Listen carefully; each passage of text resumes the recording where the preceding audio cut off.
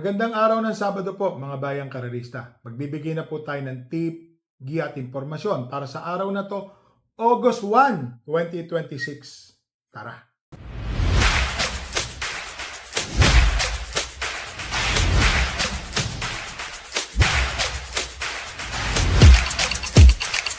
Sa mga bayang karerista, maraming salamat nga pala kay Speedform sa walang sawa at patuloy na pagbibigay ng kopya. Pakita ko lang po. Ayan po Speedform. Maraming salamat. Ngayon pong unang araw ng Agosto, nagkaroon po ng carryover. Ayan po Winner take all carryover amounting to 3.3 million. Wow, sarap! Ang simula po ng karera ngayong araw ng Sabado ay sa ganap na alas 3 ng hapon. Ayan. Medyo mahirap po ang lineup. Kala natin madali manipis, pero balansyadong. Race number 1, PRCI Invitational Races po to. 7 runners, 1,300 meters. First choice, entry number 5, Jewel of the Nile. Baka siya po ang makinabang habang nagkakaroon po ng habulan sa unahan. Bakit to? Ang dami pong matulin dito. Sky Magic, Sinag, Pretty Penny, Fly with the Wind. Sama na natin yan. So baka siya po ang makinabang, si Jewel of the Nile. Tingin ko may panalo na po ito ngayon. Second choice, entry number 2, Sinag. Napakainam po ng pinapakita nito dito sa PJC. Yan Masyado po siyang umentado sa PJC mga bayang karerista. Tingin ko malaki rin po ang kanyang panalo. Dahil sa carryover, naglagay po ako ng third choice. Entry number 3, Pretty Penny. Kung sakaling, kasi may tiyempo itong dalawa na to, si Sky Magic at si Pretty Penny, tinalo na po ni Pretty Penny yan mga bayang karerista. Kaya tingin ko malaki po ang panalo ni Pretty Penny rin.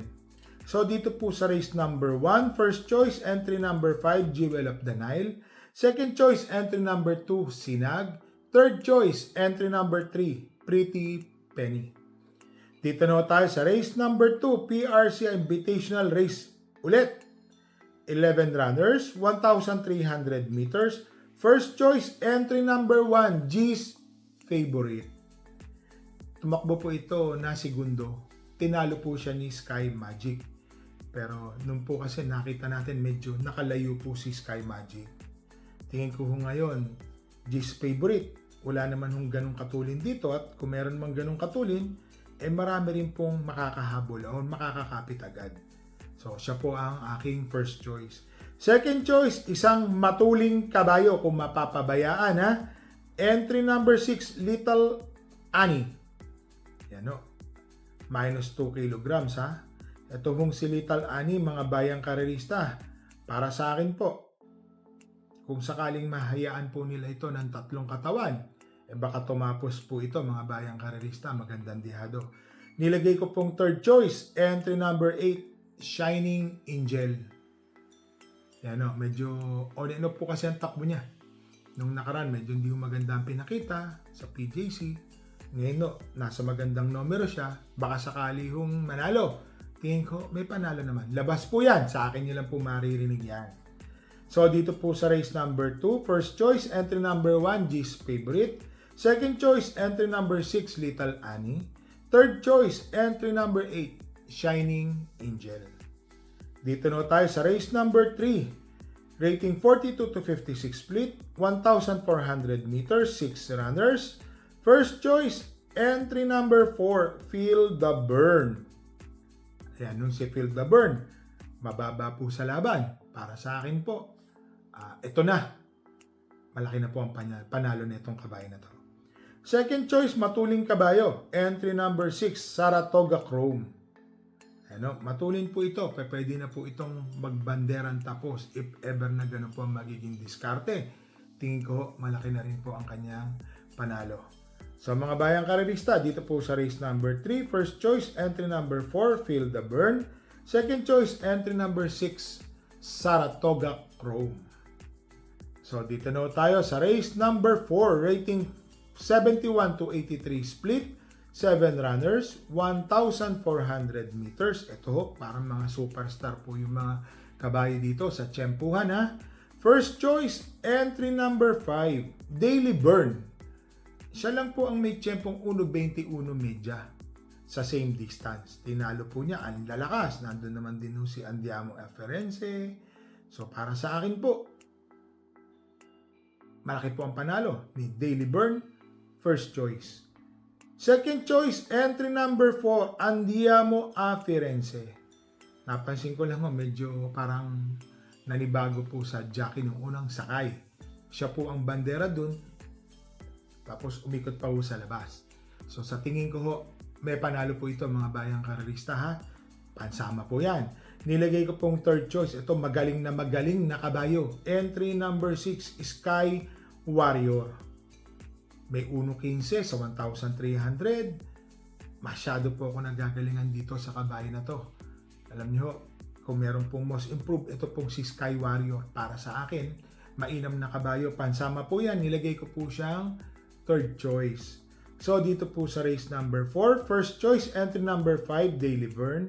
Second choice, entry number 4, Andiamo Aferense. Third choice, entry number 6, Sky Warrior.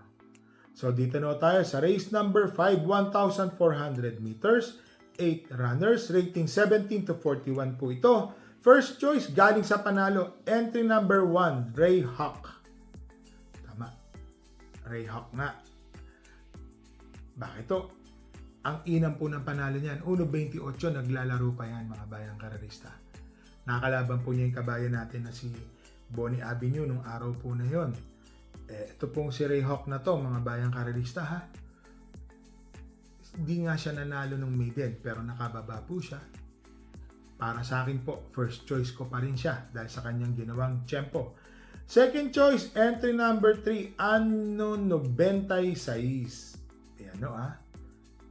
May panalo po yan. Nung nakaraan, medyo parang naniniba-nibago ha. Tingin ko, pwede na tong manalo.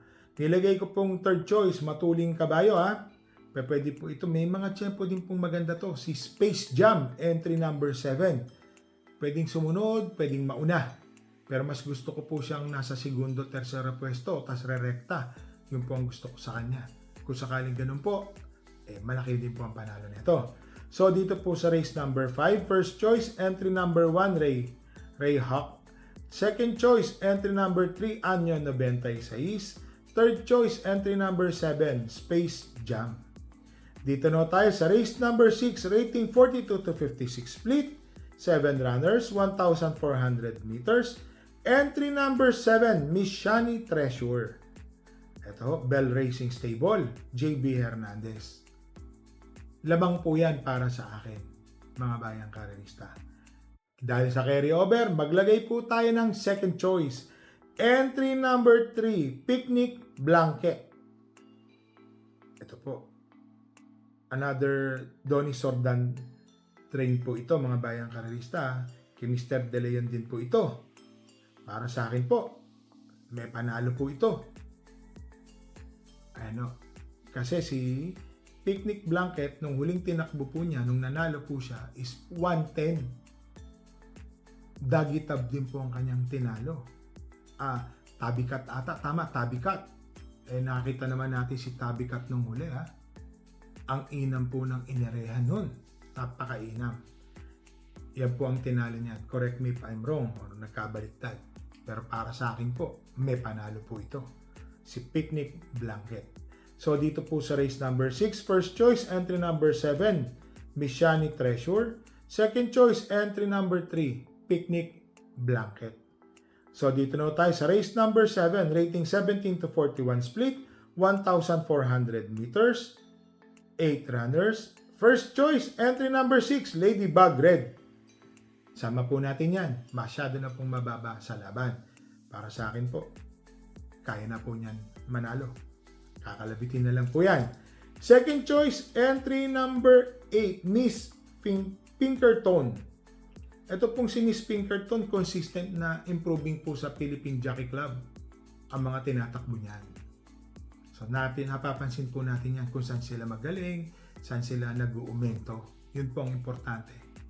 So second choice. Naglagay po ako ng third choice. Entry number 1, Malibu Bell. another Bell Racing Stable. Magandang dihado po ito ha.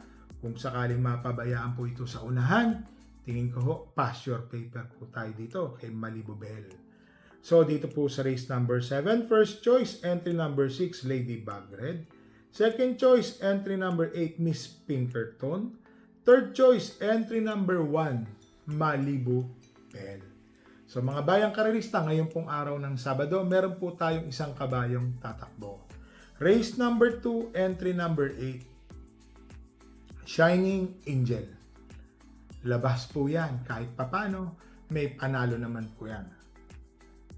So mga bayang karerista ha, uulitin ko po. Unang araw ng Agosto, meron pong winner take all carry over po ngayon, amounting to 3.3 million. Agahan po natin pumunta sa mga paborito nating off-track betting stations. Konti lang po ang taya, mga bayang karerista. Yung mga nagsisahod po kahapon, ako po, talaga, ang hirap po ng karera kahapon. Pasensya na po, na-delay po ang ating tip. Ito po, parati po namin kayong nire-remind. Bet small, win big. Bet big, lose big. Magdala po tayo ng payong at tubig na mainom. Parati na po nag-uulan sa bandang hapon. So, happy racing po sa inyong lahat and stay safe po, mga bayang karerista.